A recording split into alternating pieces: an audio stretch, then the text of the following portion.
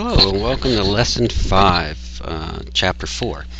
This is Society and Social Interaction. We're going to look at some large trends here in this short little video that I'm going to do for you. And then, of course, you'll read into that textbook and make sure that you get the rest of the information. But I just kind of want to set things up.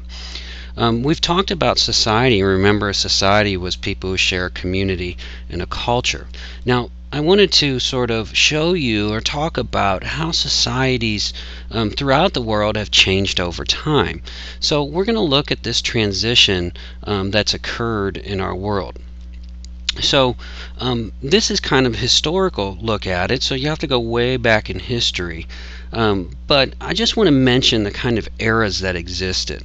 Now, these are major sort of shifts that occur over time. The first era is an era we call the pre-industrial era. And you have to go think way back into history for this. This started with early humans who would have been hunters and gatherers, meaning that they would have followed animals around. On their way, they would have gathered fruits and berries and things that were growing in nature. But they were very nomadic, meaning very mobile. They were moving around. Think of early Native Americans of the plains who followed buffaloes around. People who didn't really have a home base. They had places they returned to, but they were pretty much constantly on the move.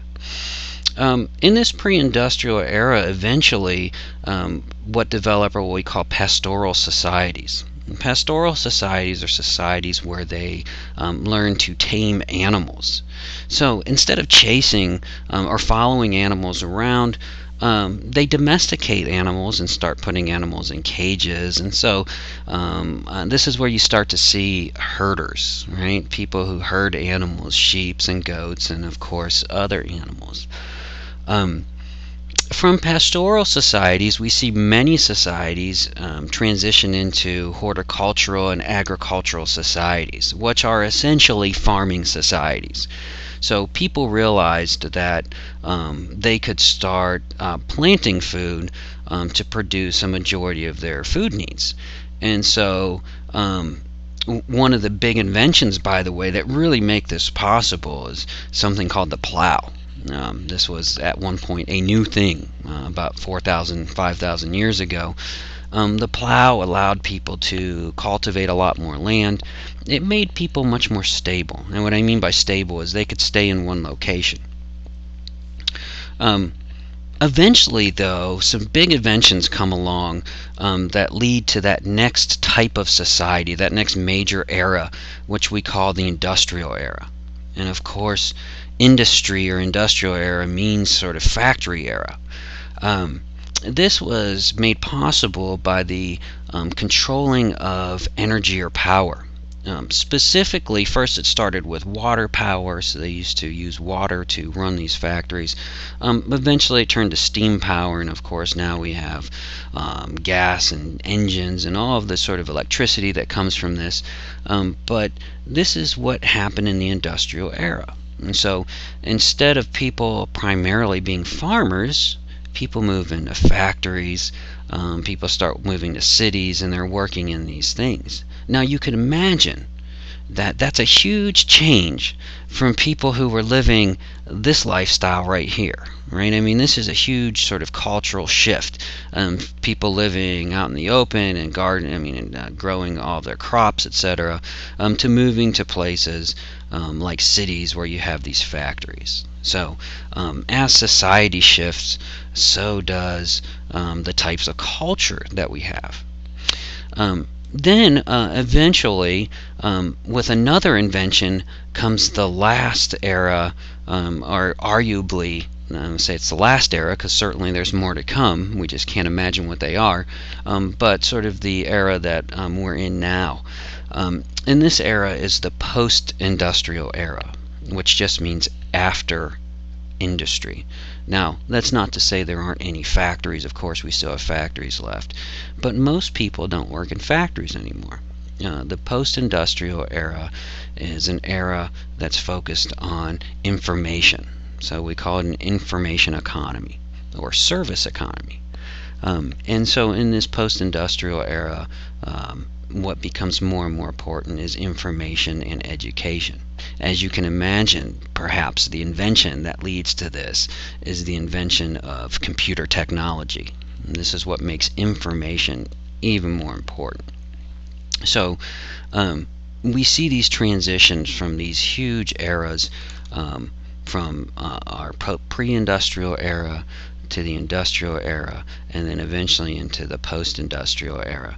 And in each of these big era shifts, society changes in a great way. So let me show you here what those big three thinkers, remember I said Durkheim, Marx, and Weber, what did they say about culture? And so we can look here at Durkheim, Emil Durkheim, and remember he's a functionalist. So he said everything serves some purpose. And one of the things that Durkheim really looked at is what holds people together. That is, what holds a culture or society, what holds a community together. And Durkheim noticed that as we went through these different eras, that what was holding people together changed. He initially said in the old days, when people were farmers in that pre-industrial era, what held people together was something he called mechanical solidarity. And that is, people were held together by their similarities. And so what he meant by that was, if you were a farmer and your neighbor's a farmer and your neighbor's neighbor's a farmer, and everyone's sort of farmers, there's going to be a lot of similarities between those people. I mean, they're probably going to see the world in the same way because they have the same experience. Therefore, what held culture or society together was this mechanical solidarity. Essentially, everyone being very similar, not identical, but similar in their beliefs and values. As we enter into the industrial age and in the post-industrial age, that's not the case anymore. Right? I mean, probably each one of you have a different job, a different career. You have different sort of interests and hobbies. So Durkheim was trying to figure out what holds people together in the industrial and the post-industrial era. And he came to the conclusion that it was something called organic solidarity. And organic solidarity, I'm sorry, it's misspelled up here. Organic solidarity is what holds us together is our differences, essentially.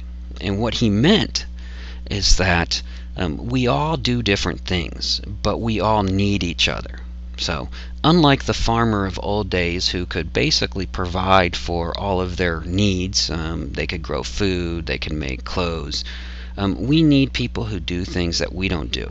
So, you may not need a police officer every day, but you might need a police officer when someone breaks in your house.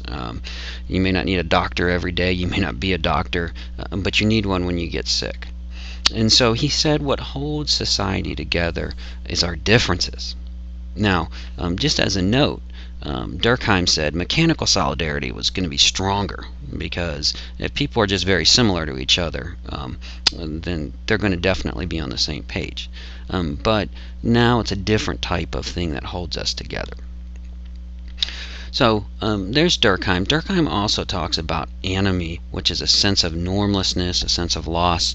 And you should check that out in your book because all of these sociologists were a little bit worried that as society changed, as culture changed, that it was going to be hard on people. And in some ways you can think of this as being hard on the psyche, so depression and anxiety and these sort of things. So read a little bit about anomie because it's an interesting concept. Now, the other of the big three, the next of the big three is, remember, Karl Marx. And Karl Marx had this idea, and he said that essentially we have a pyramid of sorts.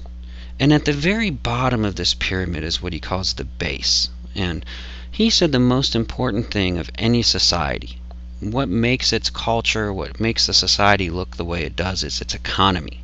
That is, how do people buy and sell goods? And so for Marx, everything was essentially about the economy.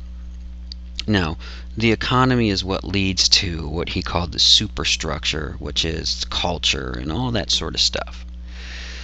So Marx was very skeptical of capitalism. And his idea was that you always have a bunch of workers at the bottom who are doing all this hard labor, while at the top you have people who are reaping all the rewards. So he saw these changes from pre-industrial to industrial to post-industrial as very problematic, not necessarily a good thing at all. In fact, he develops an idea very similar to Durkheim's idea of anomie that he calls alienation, which is being sort of cut off or disconnected. Now, he has a few different types of alienation that people experience in a modern economy, and I want you to read about those in the book, because they're really important, and kind of the same notion that people get this feeling of loss in this new sort of economies that we have. Now, one of the things that Marx said made society work, or what made it sort of possible, was this sense of what he called false consciousness. And false consciousness is those people at the bottom come to believe things that are not in their own best interests. So, in other words, people become convinced that things are good when they're not necessarily good. So, for example, if you're poor, very poor, and perhaps you believe that you should give tax cuts to the very wealthy, he would say, well, that's false consciousness, because that's not in your own best interest. It's to give tax cuts to the people at the very top. So this is sort of the idea that Marx develops. And he would argue, of course, if he was alive today, that this false consciousness comes from things like television and the media and all those sort of commercials that tell you want stuff that you probably don't actually need. So be sure to check that out as well. The last of the big three is this guy, remember, Max Weber. And Max Weber talked about two things. He talked about rationalization, and he talked about what could go bad. Now, the idea of rationalization that you can see up here is the idea that society has become more logical. In some ways, it's kind of more scientific. So if you think of how a business operates or how factories operate, they use reason or rationality to make them more efficient. And so you develop rules, and you develop working hours and requirements, and all of you have been in the workforce, have seen all of these things, the many rules or norms that you have to follow in the workplace, or it could be at school or anywhere else. Now, one of the things that Max Weber warned about, he thought that in general this was okay, rationalization. It made sort of modern economies possible. But one of the things that Max Weber really warned about in society's changing was what he called the iron cage of rationality. And what he meant there was that over time, so many rules could build up, so much bureaucracy could build up, all of these sort of rules that one must follow, that you almost become a prisoner, that you can't do anything because you are stuck following all these rules, some of them which become very silly. And if you think about in your workplace or at school or any of the places you've been, you've probably started to see these rules, the rules that you look around and go, why in the hell do we have a rule like that? That's what he talks about, is that eventually people get so caught up in making rules and regulations in order to make things work that the rules can take over and you become a prisoner. So think about it. I always think of the classic example. If you're working at McDonald's, for example, McDonald's has a very specific menu. That is, they make certain things.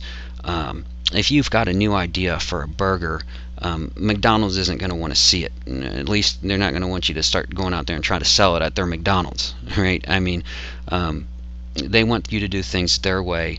And so in some ways you sort of become a prisoner of this rationality, and cuts off creativity and those sort of things. So this is how the big three, or the founding fathers, viewed change. Now, they didn't think change was bad. Remember, they didn't think it was bad, but they thought there were some potential downsides. So that's it there for Lesson 5, Chapter 4. Be sure to complete the rest of your assignments this week, and have a great week.